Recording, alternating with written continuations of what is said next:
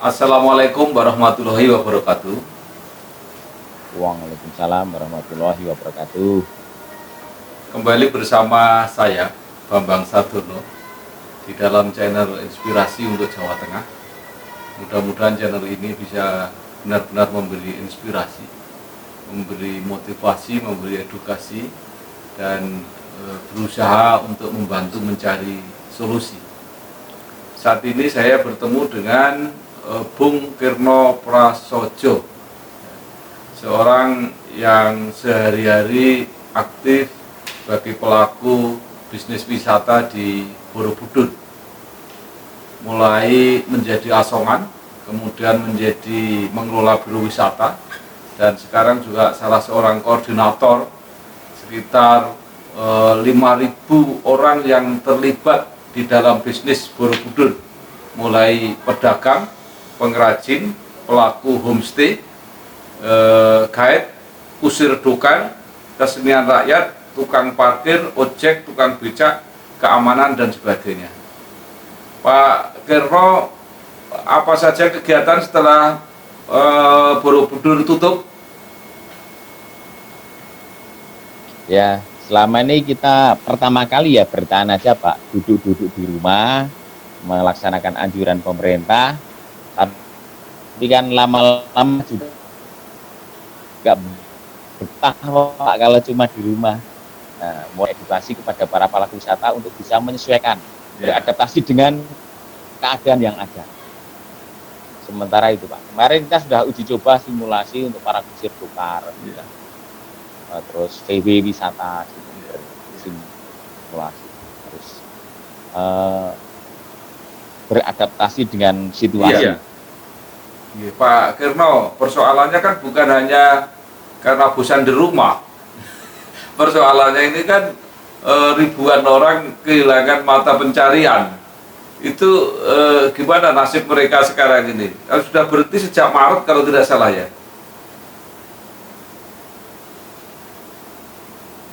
Ya, betul Pak.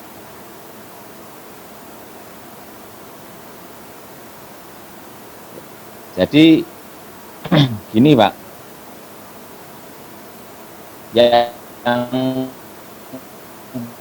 pertama setelah dulu kan kita memberi cek mereka Pak di untuk ada 2 bulan sudah habis. Nah, yang pertama kemarin kita lakukan adalah kita mengajukan bansos itu ke berbagai pihak.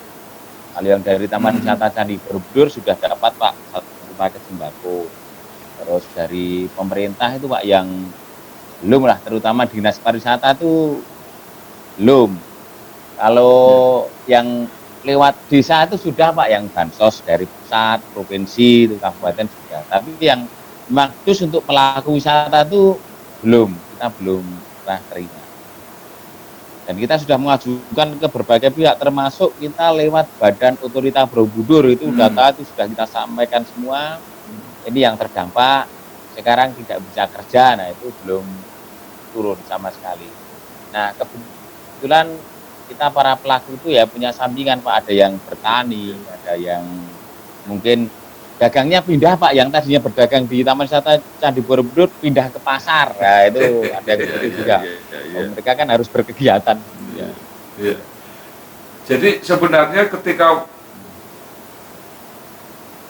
waktu masih normal itu berapa orang Pak Kirno yang terlibat di di Borobudur itu? Kalau waktu masih normal, kalau yang dari dalam sendiri itu dari area TBC itu kan ada pedagang itu dari kelompok SKMP, sentra makanan dan kerajinan, terus yang asongan, kelompok plaza luar itu kan ada sekitar 2.500 lebih Pak yang pedagang itu yang pedagang. Terus ada yang kios.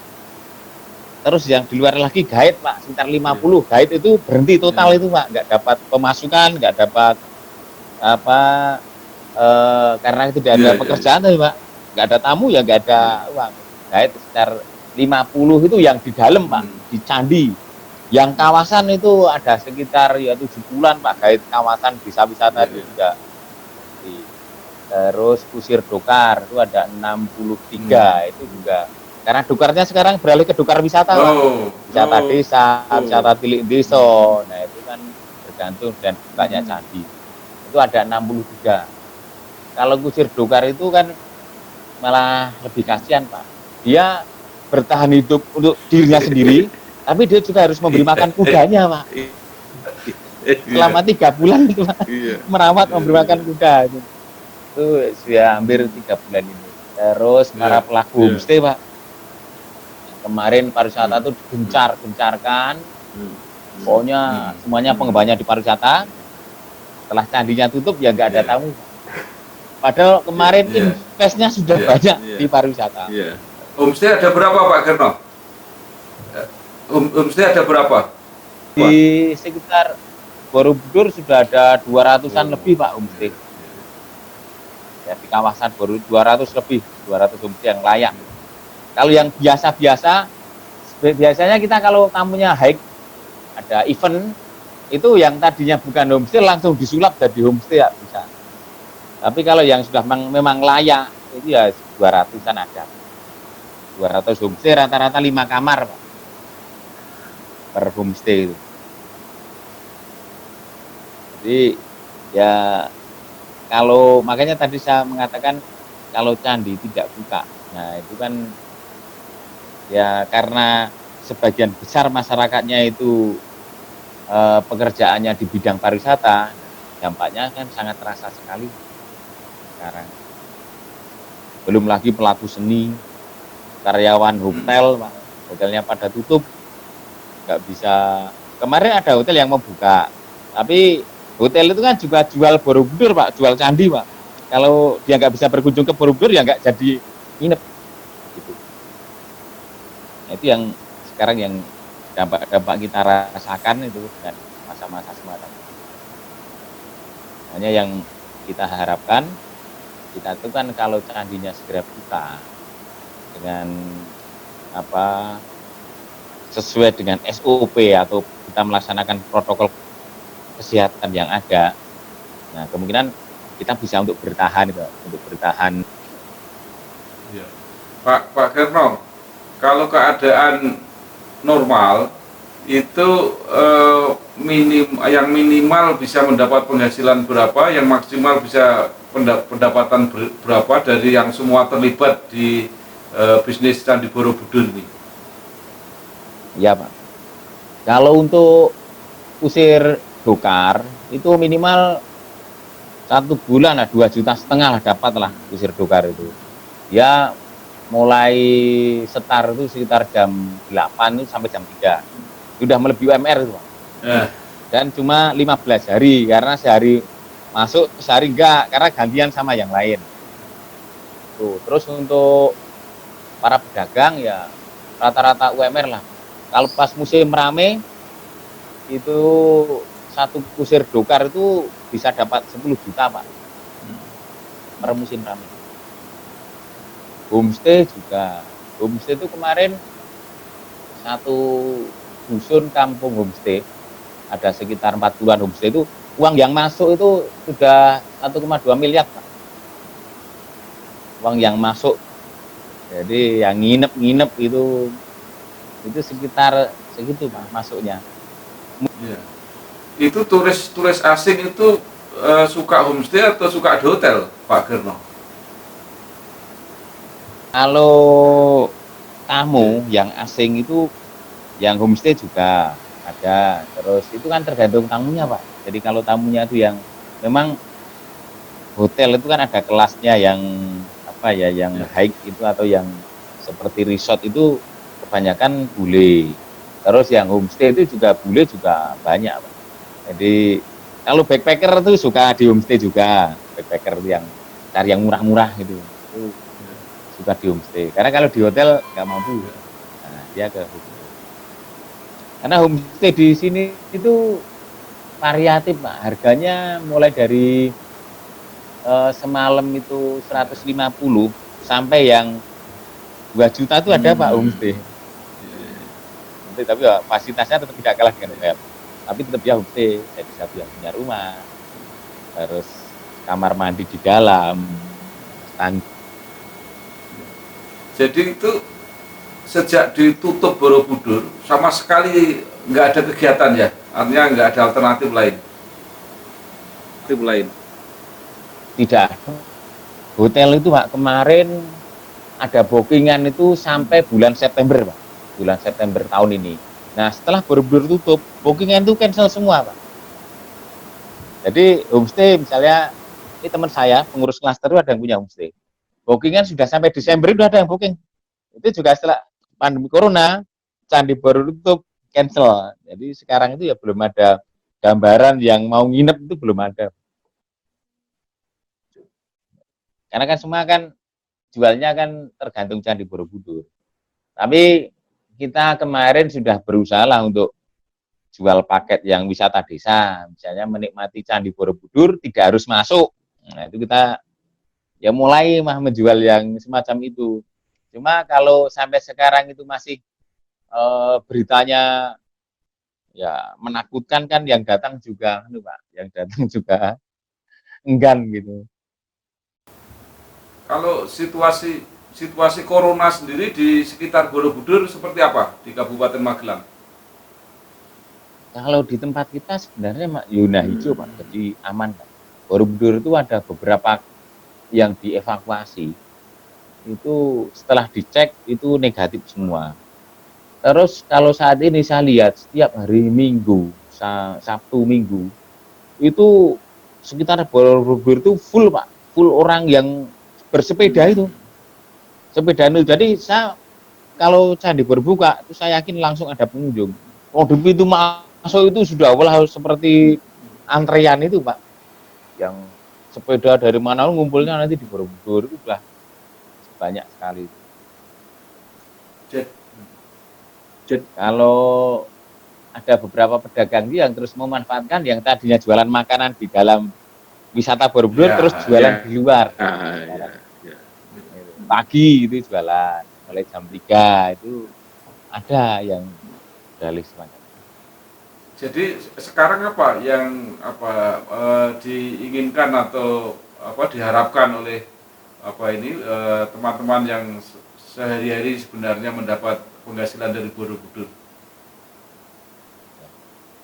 Yang pertama sebenarnya yang kita harapkan itu pembukaan itu Pak, izin untuk pemerintah untuk bisa memberi rekomendasi untuk daya tarik wisata, terutama satu Borobudur buka. Yang kedua biar diikuti oleh daya tarik yang lain. Nah, itu kalau Borobudur buka itu semuanya nanti akan terungkit Pak, semuanya akan bergerak dengan sendirinya. Kalau sudah buka orang pada datang bergerak dengan sendirinya. Seperti di tempat yang lain ada Punduk Setumbu. Punduk Setumbu itu tempat ya cuma bukit untuk lihat Candi Borobudur di waktu pagi. Itu omsetnya kemarin 1 bulan 150 juta, cuma dikelola dusun.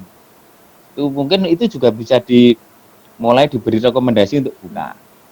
Terus ada Bukit Bupaan, ada Desa Bahasa, ada Desa Wisata Candi Rejo dan desa wisata yang lain. Tapi memang kuncinya sebenarnya daya tarik utama dulu yang buka, yaitu Candi Borobudur yang kita harapkan. Dan maksudnya tadi saya mengatakan harus beradaptasi, itu kita tetap beraktivitas seperti biasa, tapi kita dengan standar ya, misalnya harus pakai masker, cuci tangan, jaga jarak, tapi tetap berkegiatan. Iya Pak, itu kan ada dua soal gitu ya. Yang pertama tentu soal kita sendiri, artinya para pelaku bisnis wisata ini bisa disiplin atau enggak. Kemudian yang kedua akan persoalan yang akan datang ke situ. Kira-kira takut apa enggak gitu. Nah, gimana kalau menurut Pak Girno? Kalau para pelaku tuh udah nggak takut Pak. Iya. Nggak takut sama corona, dia takutnya malah nggak bisa kerja. Persoalannya itu. Kalau untuk pelaku itu kan bisa disiplin apa enggak itu loh, itu yang dikhawatirkan ya. Kan. Memang ada beberapa yang misalnya kelompok pedagang. Kemarin kita sudah omong-omong dengan para pengurus itu yang pengkios Pak. Itu mereka punya konsep Kalau kiosnya itu kan ada 10 kios misalnya, itu bukannya mau digilir. Sekarang nomor satu Iya, sampai iya, sama 3, hari yang nomor yang genap, iya, besok iya, nomor yang ganjil gitu, itu bisa. Cuma ada beberapa yang belum sepakat, itu yang eh, either itu Pak, yang keliling, iya, nah itu yang belum. iya, Terus kalau untuk kusir dokar itu juga sudah kita antisipasi, mereka tetap pakai kelengkapan, masker, terus andongnya dikasih apa, hand sanitizer, ada disinfektan, terus sama kusirnya dikasih kesekat, iya, iya, ada iya, sekatnya iya, itu, kusir sama penumpang ada iya, plastik beningnya iya, itu sudah kita lakukan. EW juga begitu, desa wisata juga sudah melakukan itu. Ya memang kalau semuanya disiplin saya kira ya belum bisa iya, Pak, belum bisa iya, semuanya. Tapi harus iya. dimulai Pak. Saya kemarin sampai kalau nggak disiplin ya nanti resikonya biar di. Ya, kalau ditanggung sendiri sih nggak apa-apa ya. Kalau kena orang lain itu nggak masalah kan. Nah, yang khawatir memang yang kalau pertama menularkan orang lain, yang kedua kalau jadi apa klaster Iya, baru, untuk virus iya, baru itu iya, kan juga nanti tidak iya, direkomendasi untuk menyebar. datang Mbak, Iya, tamu-tamunya. Itu iya. yang jadi masalah juga. Tapi kalau menurut perkiraan Pak Kerno, seandainya Borobudur diizinkan dibuka gitu, itu turis-turis apa sudah berani datang kira-kira? Ya. Kalau turis itu sudah yakin ada yang berani datang karena sudah ada beberapa hotel yang dapat booking, ada booking. Cuma masalahnya pesawatnya nggak ada itu Pak Oh, kemarin, cancel karena iya, penerbangannya nggak ada. Tapi sudah ada yang iya, berani datang. Mereka kita tawarkan dengan standar pelayanan sesuai SOP kesehatan. Itu mereka iya. sudah oke. Jadi kalau turis itu nanti tergantung penerbangannya. Kalau penerbangan dibuka terus ada ya tetap datang nanti. Iya, Saya iya. yakin gitu. Ini teman-teman pelaku bisnis wisata di Borobudur ini sudah pernah apa bicara dialog dengan pemerintah, dengan pengelola Borobudur gitu atau gimana kira-kira keputusannya? Kita pernah berdialog dengan pengelola Borobudur. Dan pengelola Borobudur sebenarnya juga sudah siap untuk buka. Tapi memang dari pengelola itu juga menunggu kesiapan dari pelaku yang lain itu loh, pelaku pendukung Hmm. pariwisata itu siap nggak, termasuk pedagang asong, terus yang pengkios itu siap nggak? Kalau siap ya kita minta izin untuk buka. Terus kita juga sudah menghadap ke Kepala Dinas Pariwisata Kabupaten Magelang. Kalau dari pemerintah Kabupaten Magelang kan mereka tetap menunggu rekomendasi dari yang di atasnya. Ya, Padahal kita minta gini, Kabupaten Magelang itu sekarang harus mempersiapkan diri. Setelah siap, kita harus mengajukan ke pihak atas bahwa kita ya, sudah siap untuk beroperasi. ya, Jangan menunggu. Dari ya, kawan kita jangan menunggu, tapi kelihatannya dari apa kalau dari pemerintah Kabupaten Magelang masih nunggu rekomendasi dari tingkat provinsi yang ya, dari itu. Nah, kemarin terakhir kita sudah dicek sama Gubernur Pak Ganjar sudah ya, rawuh, ya, sudah simulasi. Nah, kita sekarang nunggu mungkin rekomnya Pak Gub gimana kalau ya, baik ya biar di sini untuk buka. Jadi ya. kalau dialog setiap hari Pak kita setiap hari ketemu. Iya. Jadi kalau apa pelaku wisatanya sendiri sudah siap ya, tinggal bagaimana ya. Waktu Pak Ganjar datang gimana? Beliau gimana Pak Ganjar?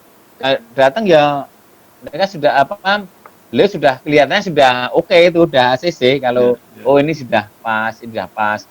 Mungkin cuma yang di pedagang itu yang perlu diperbaiki sedikit. ya, Nah, ya, jadi kerapiannya, terus jaraknya, terus pintu masuk itu sekarang baru dibenahi. ya. Itu di beberapa kota Pak Gerno itu pasar itu menjadi pusat apa penularan baru. Nah itu kira-kira bentuknya seperti itu nggak orang-orang kalau di apa arena Borobudur itu?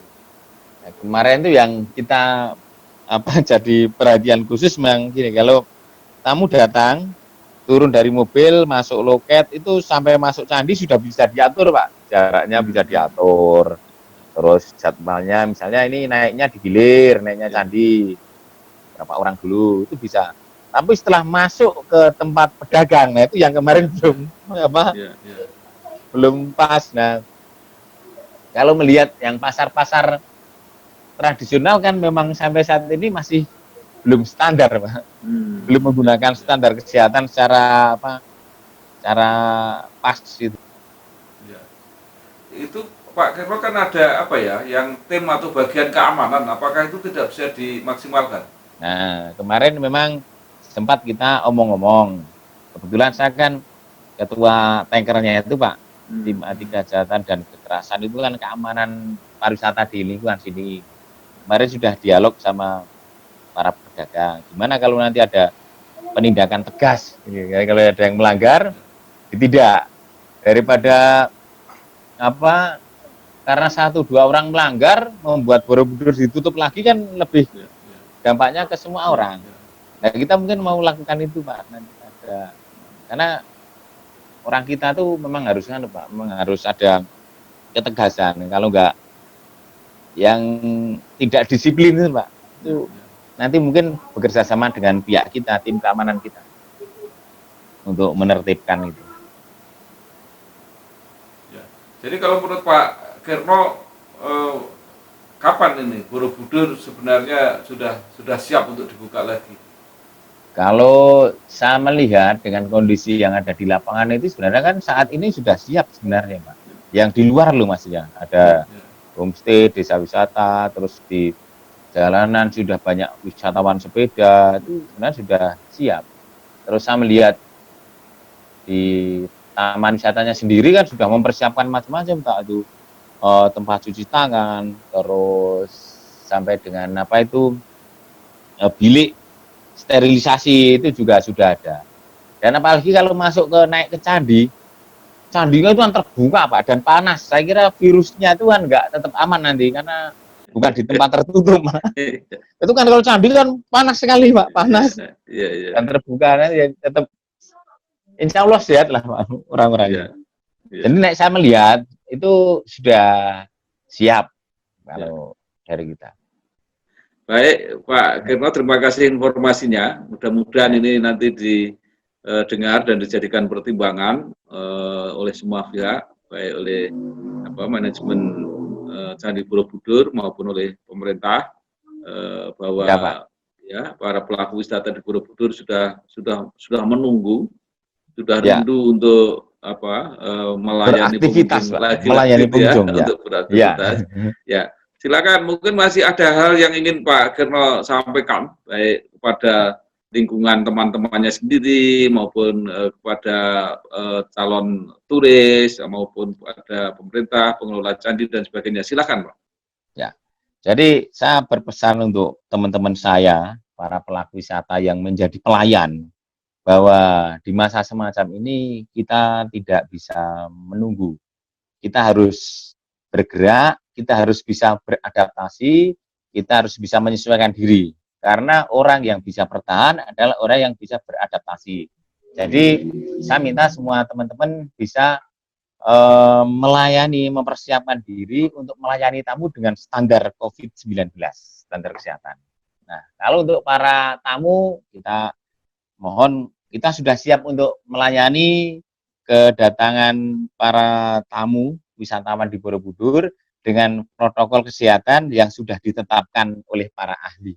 Itu aja, Pak, dari kami, Pak. Ya, Pak Kerno Prasojo, salah seorang pelaku bisnis wisata di Borobudur, juga orang yang mengkoordinatori kegiatan keamanan di wisata Candi Borobudur. Mudah-mudahan apa yang disampaikan ini menjadi bahan masukan bagi pemerintah atau bagi manajemen pengelola Candi Borobudur, bagi kita semua untuk mempertimbangkan apakah sudah waktunya Borobudur ini dibuka kembali. Sekali lagi terima kasih Pak Kerno. Mudah-mudahan channel Inspirasi Jawa Tengah ini benar-benar bisa menjadi sarana komunikasi dan membantu masyarakat untuk memberikan pendapat, aspirasinya, sehingga pihak yang harus memberi keputusan juga bisa mendengar dan mempertimbangkan dengan baik. Terima kasih, sukses, Ya. Saya ikut Ya, berdoa, terima. mudah-mudahan cepat dibuka. Amin, Pak. Oke, salam untuk teman-teman. Ya, Ya, Pak. wassalamualaikum Salam. warahmatullahi wabarakatuh. Waalaikumsalam warahmatullahi wabarakatuh. Terima kasih Pak Bambang Ya. Satyono.